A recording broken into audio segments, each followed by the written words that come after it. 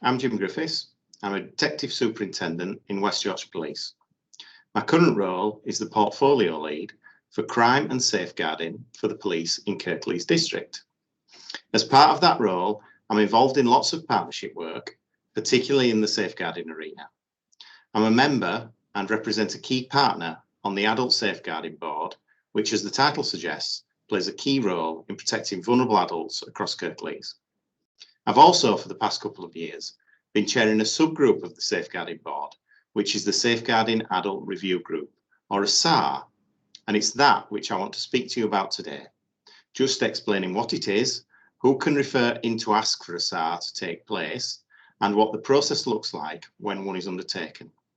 So a SAR is a multi-agency review process that tries to understand what relevant agencies and sometimes individuals could have done differently in circumstances where vulnerable people have come to harm or even tragically died.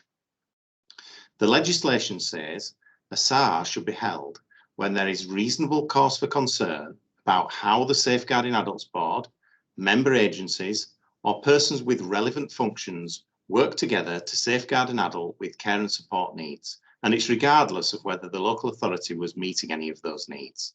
And the key factors around this are that the individual has died, and that can include suicide, and the Safeguarding Adults Board knows or suspects that the death resulted from abuse or neglect, regardless of whether or not the neglect had been reported. Or, secondly, the person is still alive, but the Safeguarding Adults Board knows or suspects the adult has experienced serious abuse or neglect.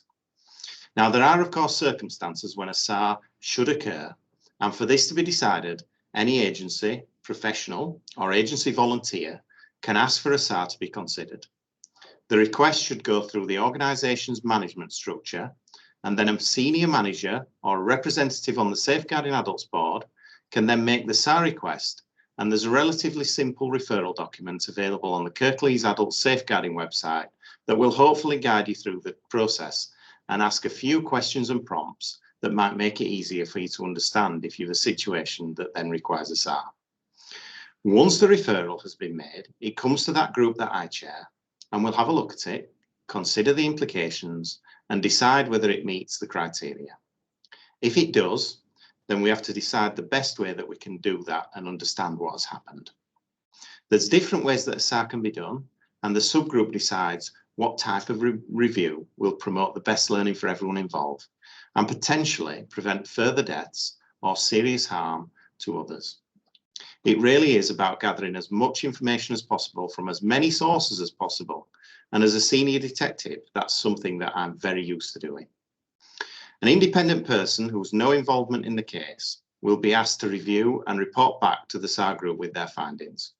And whilst this is happening, it's usual practice for the family of the person who has suffered the harm to be involved throughout the process if they wish.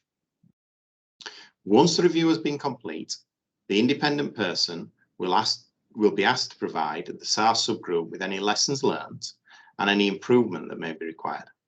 And as a result of this, there are a number of options for the subgroup on how these can be worked on by organisations such as learning events, formal action plans, or recommendations. And it's the responsibility of the Kirklees Safeguarding Adults Board to monitor any improvement plans and make sure that the learning has been embedded over a period of time. And I suppose that's about it.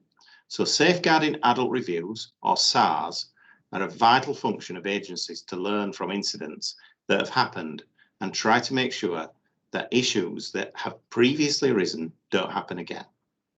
I hope that you found this piece useful, but if you need any more information, there's plenty more available, including links to other areas of adult safeguarding on the Kirklees Safeguarding Adults Board website. Thanks for listening.